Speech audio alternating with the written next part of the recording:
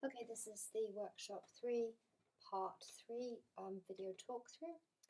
We have just completed step 5. So in other words, we have converted the find psd.m script and we have edited it so that it is now a function which outputs frequency in the power spectral density up here. Okay, we're on step 6 now, so write a script to plot the output, i.e. the power density is a function of frequency. Let me just move this over here. What are the units on the x-axis? Okay, so let's have a look at plotting it. Now, if you go to your workspace, you'll see that I've actually already generated a script. So we might as well use that one because it's just plotting. Okay, so in this script, I've got two figure windows. Figure 1 is just plotting the frequency and the power spectral density. Okay, and the figure 2 is actually step 7. So in step 7 it says change the axis on the x plot to represent frequency in 1 per day. So in order to do that, you need to multiply frequency by how many hours per day. So we're converting from 1 over hours to 1 over days by multiplying by 24 hours per day. Okay, so we multiply frequency by 24, and that's the only difference between figure 1 and figure 2, except for changing the axes limits. So in figure 2 I've changed the axes limits to go from 0 to 5, so that we're basically just zooming in on the x-axis so we can see the peaks better. And partly I'm converting it into 1 over day so we can more readily identify which the M2, S2, K1 components. It makes a little bit more sense in terms of how many cycles you see per day when we're looking at tides. Okay, and the rest of step 7 says add in vertical lines for the frequencies that represent the M2, S2 and K1 tidal constituents and zoom in on the x-axis. So that's it. Well, that's the bit where we put in this axis from 0 to 5 here. Okay, zooming in there. Now, so we want to add in vertical lines. So to add in vertical lines, I've got these 3 vertical lines added in here. Except we need to edit it because when we created our time series script, we actually called the period something different there. So when I wrote this initially, I had actually put the periods and amplitudes into arrays with 3 elements, but we actually had generated 3 different variables for each of the periods, so we need to change those here. So in other words, you get rid of the brackets because the brackets are indicating that we're picking out various or some element, so the second element of array called T, but there isn't an array called T. If we go over to our workspace, there's nothing that's called capital T, but we have capital TK1, TM2, TS2, so that's what we want. We want those. TM2 here, change this one to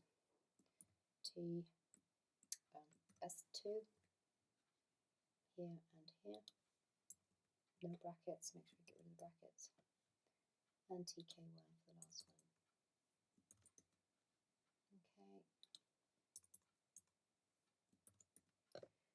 Okay, now we can't just run this yet because we actually haven't generated the power spectrum yet.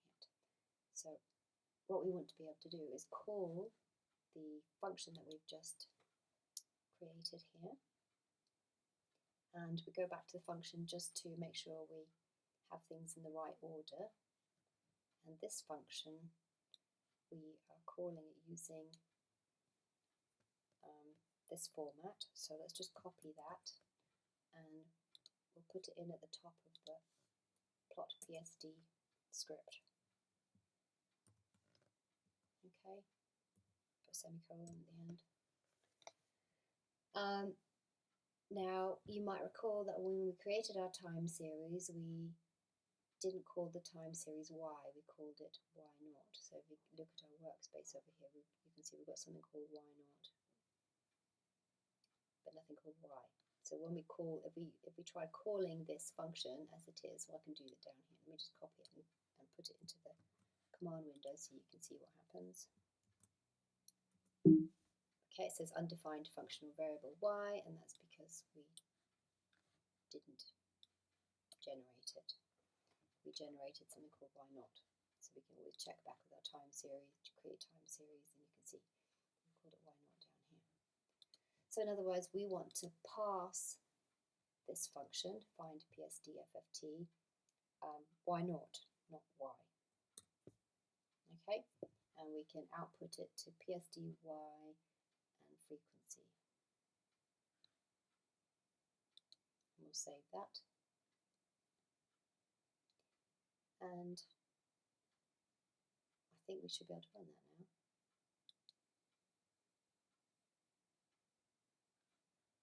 Great.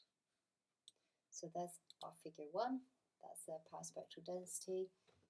And what we might want to do is actually, just to be absolutely certain that we understand what the difference between these two figures is, that we need to change our X label so that it's clear that the frequency in the first one is in 1 per hour, and the frequency in the second one down here is in 1 per day. Okay, and you might also notice in figure 2 that the line type is defined as dots. That's just so you can see the sampling interval a bit more clearly. But we can change that. I'll just go back to figure 2, and we don't want to plot it as dots, we want to plot it as just a line. So save that and run it again, and there we can see it's come up as a line plot, and we've got our frequency units on the x-axis now. Okay, and now the interesting thing about figure 2, okay, so we can see that we can easily pick out the 3 periodic components that we put in. So we know that this is the M2 tide, and this must be the S2 tide, so twice per day, exactly twice per day. And we also have 1 per day as well, which will be the K1 tidal constituent. So picking out those constituents quite nicely, and we can see the amplitudes more or less seem to reflect the differing amounts of energy associated with each of those components, the strongest being the M2 tide, which has got the highest peak up here. Okay. Now, but if we move on to step 8, we'll see that it says, note the problem observed in this case is one of finite record length that results in leakage. So the problem basically is that this spectrum it suggests that there's energy at all these frequencies that are non-zero, or whatever the bottom number is. Okay, because it's in a logarithm. 0 doesn't make much sense. So this curve here, okay, represents energy at frequencies which are not the frequencies that we've defined, and we didn't put in any other components. We had 3 precise frequencies, which are the ones which have got peaks at, which is good, but it's not going to be accurately representing the energy with each of these peaks, because some of the energy is being put into other frequencies where we actually don't have any frequencies. And the reason why that happens is because our time series is finite, whereas a Fourier transform will look to assume that it continues on infinitely in the pattern that it's got, that you've given it. So the pattern that we've given it, if we open up another figure window, so I'm losing there we go. open up another figure window. Now we go back and plot our time series again. So plot t, y naught. Okay, then you'll see if we look at the end of this time series that it just chopped off quite abruptly at the end. And so what's happening is that the Fourier transform is trying to fit sinusoids to those chopped off, very abruptly finished ends to the time series. Okay, and what we try to do, so in trying to fit sine waves to those abrupt finishes, it results in energy at different frequencies. Okay, so the way that we try to overcome that is by multiplying the whole time series by a function which tapers the ends of the time series so that they don't end quite so abruptly. Okay, and this is called windowing, and it helps to reduce this problem of what we call leakage.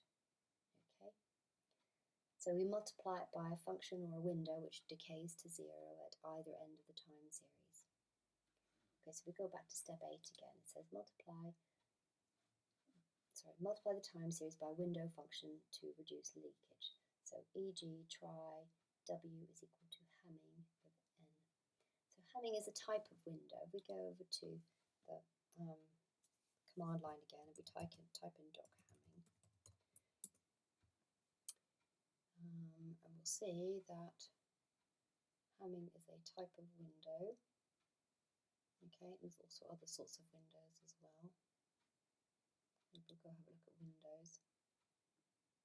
Okay.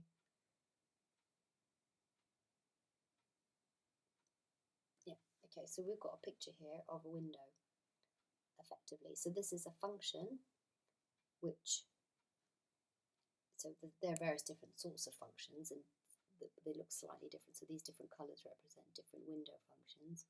And what we're doing, we want to do is basically multiply our whole time series by this window. Okay, so you can see that it tapers off close to 0 or down to 0 at the ends. And by doing that, we should avoid having that chopped off abrupt finish to the ends of our time series. Okay, so let's try that. Do we have a, I'm going to go back and just check. So we don't have anything called n, we don't want n. We need to define n, so let's say n is equal to the length of y naught, so n is the length of our time series, and we're going to try multiplying our time series. So go back to step 8 again. Try w is equal to Hamming of n, where n is the length of our time series. Okay, so we've got n is equal to the length of time series, and then we type in w is equal to Hamming of n. Okay, and let's open up another figure window. Okay, I'm going to sort of minimize some of these now because it's getting a bit confusing. So what I want to do is plot our time series. We've got the time series window here, and plot the window underneath it. So you can see, so it's in figure 4, and now we want to just, so again, we're just having a look to see things make sense and just to get some idea of what it looks like. Okay, so that's our window. Okay, so we're going to multiply. You can see the x-axis is exactly the same length as the axis up here, and this function goes from close to 0 up until 1. So in other words, the magnitude of the middle part of our time series will be its exact magnitude, but the magnitude of these components towards the edges will be tapered off gradually. So what we can do now is actually multiply those two together and see what the product looks like. So let's plot t, comma, w dot times y naught. Oh, dimensions must agree. Okay, one must be, let's have a look over here. Yeah, we can see that w is actually a column which is 14,400 units long, and y naught is actually a row with 14,400 columns. So let's to transpose it and convert it from a column into a row, or the other way around. We just put a little prime symbol. Okay, so y naught prime. And we plot that. There we go. So what we've done is we've just multiplied the entire time series by that window, and this is the output. And this is basically if we try putting this into our Fourier transform, we're taking Fourier transform and creating a power spectral density. Hopefully it should reduce this this problem of leakage. Okay, so hopefully we won't have so many issues to do with amplitudes at frequencies which are not the frequencies that we're expecting.